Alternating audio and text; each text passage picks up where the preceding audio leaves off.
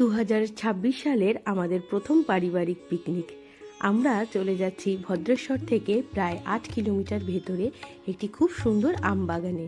দুধারে বাঁশঝাড়ের মধ্য দিয়ে রাস্তা চলে গিয়েছে এবং সেই রাস্তা ধরেই আমরা পৌঁছে গেলাম আমাদের পিকনিক স্পটে। আমরা আজ এসেছি আমাদের শ্বশুরমশাই, শাশুড়ি মা এবং আমার পাড়ার এক দাদাকে নিয়ে। আমার শ্বশুরমশাইয়ের অফিস কলিগদের সঙ্গে এই পিকনিক।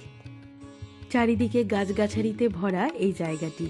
আমরা চলে এসেছি পিকনিক স্পটের সামনে। এসেই দেখতে পাচ্ছি রান্নাবান্নার তোড়জোড় শুরু হয়ে গিয়েছে। ওদিকে পকোড়া ভাজা চলছে, এদিকে তৈরি হচ্ছে চিকেন সাটে, যা আমাদের স্ন্যাক্স হিসেবে দেওয়া হবে। এখানে বেশ কিছু চিকেন সাটে তৈরি করে রাখা রয়েছে। ওই যে সামনে কাঠের ব্রিজ, সেই ব্রিজ ধরে ওপারটায় যেতে হবে, আর ওটাই আমাদের পিকনিক স্পট। আমরা একটু ভয়েই যাচ্ছি, কেননা এরম একটা সরু রাস্তা, কিন্তু দেখে বেশ ভয় লাগছিল। চলে এসেছি আমরা স্পটে। প্রচুর মানুষজন আজ আসবেন। জলখাবারে রয়েছে বাঙালির প্রিয় লুচি এবং তার সাথে সাদা আলুর তরকারি এবং তার সাথে লট চমচম।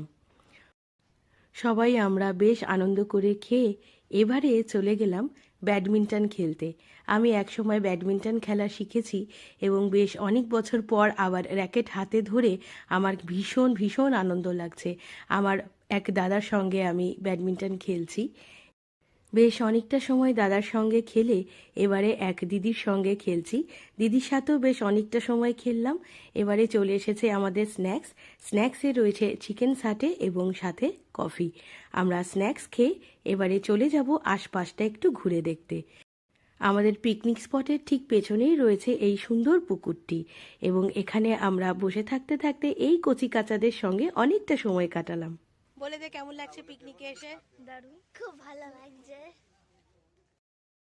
এবারে চলে এলাম আমরা বাঁশ বাগানে। এই জায়গাটি এত সুন্দর।